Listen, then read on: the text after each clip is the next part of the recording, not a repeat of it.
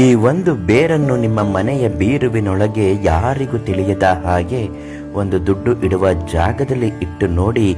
ಮನೆ ಯಾವಾಗಲೂ ಸಮೃದ್ಧಿಯಾಗುತ್ತೆ, ಐಶ್ವರ್ಯದಿಂದ ಮನೆ ತುಂಬಿರುತ್ತೆ, ದುಡ್ಡು ಮೂಲಗಳು ಹೆಚ್ಚಾಗುತ್ತೆ. ವ್ಯಾಪಾರದ ಅಭಿವೃದ್ಧಿ ಆಗಬೇಕು ಅಂದರೆ ಗಲ್ಲಾಪೆಟ್ಟಿಗೆಯಲ್ಲಿ ಈ ಬೇರನ್ನು ಇಡಬೇಕು. ಅದು ಎಲ್ಲಿ ಸಿಗುತ್ತೆ, ಆ ಬೇರು ಯಾವುದು, ಯಾವ ನಿಯಮವನ್ನು ಮಾಡಿ ಬೇರನ್ನು ಇಡಬೇಕು, ಎಲ್ಲ ಮಾಹಿತಿ ಇವತ್ತಿನ ವಿಡಿಯೋದಲ್ಲಿ ತಿಳಿಸ್ಕೊಡ್ತೀವಿ.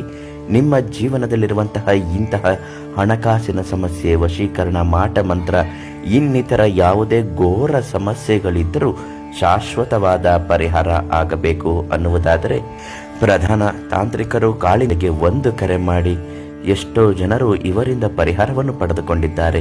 ನೀವಿನ್ನು ಮನೆಯಂದ ಮೇಲೆ ದುಡ್ಡು ಕಾಸಿನ ಸಮಸ್ಯೆಗಳು ಹೆಚ್ಚಾಗಿಯೇ ಇರುತ್ತದೆ, ಗಂಡ ಹೆಂಡತಿ ಸಮಸ್ಯೆಗಳು ಇರುತ್ತದೆ, ಬರಬೇಕಿದ್ದ ದುಡ್ಡು ಕೂಡ ಬಂದು ಕೈ ಸೇರುವುದಿಲ್ಲ, ಯಾವುದೋ ಒಂದು ವಿಚಾರಕ್ಕೆ ಮನನೊಂದು ಮಾನಸಿಕವಾಗಿ ಖಿನ್ನತೆಯಲ್ಲಿ ಅನುಭವಿಸುತ್ತಾ ಇರುತ್ತಾರೆ. ಇಂತಹ ಅನೇಕ ಸಮಸ್ಯೆಗಳು ಮನೆಯಂದ ಮೇಲೆ ಇದ್ದೇ ಇರುತ್ತದೆ. ಇವತ್ತು ನಾವು ತಿಳಿಸ್ಕೊಡುವಂತಹ ಈ ಒಂದು ಬೇರನ್ನ ನಿಮ್ಮ ಮನೆಯ ಬೀರುವಿನೊಳಗೆ ಇಡಬೇಕಾಗತ್ತೆ. ಯಾವುದೇ ಒಂದು ದುಷ್ಟ ಶಕ್ತಿಗಳು ಮನೆಯಲ್ಲಿದ್ದರೆ ಮೊದಲು ನಕಾರಾತ್ಮಕ ಶಕ್ತಿಗಳು ಮನೆಯಿಂದ ತೊಳೆದು ಹಾಕಬೇಕು. ಅದಕ್ಕೆ ಕರ್ಪೂರ ಮತ್ತು ಲವಂಗವನ್ನು ಸೇರಿಸಿ ಸುಟ್ಟು ಅದರ ಬೂದಿಯನ್ನು ನೀವು ಹಣೆಗೆ ತಿಲಕವಾಗಿ ಹಚ್ಚಿಕೊಳ್ಳಿ ಮತ್ತು ಅದರ ಹೊಗೆಯನ್ನು ಮನೆ ತುಂಬ ಪಸರಿಸುವ ಹಾಗೆ ಮಾಡಿಕೊಳ್ಳಿ. 8 ಲವಂಗದ ಜೊತೆಗೆ 3 ಕರ್ಪೂರವನ್ನು ಸೇರಿಸಿ ಸುಡಬೇಕು. ಇದಾದ ಮೇಲೆ ಲಾವಂಚದ ಬೇರು ಅಂತ ಸಿಗುತ್ತೆ, ಅದನ್ನು ಬಿಳಿಯ ಬಟ್ಟೆಯ ಒಳಗೆ ಸುತ್ತಿ ಗಂಟು ಹಾಕಿ ಕಟ್ಟಿ ಬೀರುವಿನೊಳಗೆ ದುಡ್ಡು ಇಡುವ ಜಾಗದಲ್ಲಿ ಇಡಬೇಕು. ಇಡುವ ಮೊದಲು ಅದಕ್ಕೆ ನೀವೇನು ಮಾಡಬೇಕು, ಅರಿಶಿಣ ಕುಂಕುಮವನ್ನು ಹಚ್ಚಿ ಮನೆ ದೇವರು ಕುಲದೇವರನ್ನು ಪ್ರಾರ್ಥನೆ ಮಾಡುತ್ತಾ ಮಹಾಲಕ್ಷ್ಮಿ ಧನಲಕ್ಷ್ಮಿ ನಮೋಸ್ತುತೆ ಅಂತ ಹೇಳಿ ಅದನ್ನು ನೀವು ಮನೆಯಲ್ಲಿ ಬೀರುವಿನೊಳಗೆ ಪ್ರತಿಷ್ಠಾಪನೆ ಮಾಡಬೇಕು. ಇದು ಮನೆಯಲ್ಲಿರುವಂತಹ ಯಾವ ಒಬ್ಬ ವ್ಯಕ್ತಿಗೂ ಗೊತ್ತಿರಬಾರ್ದು.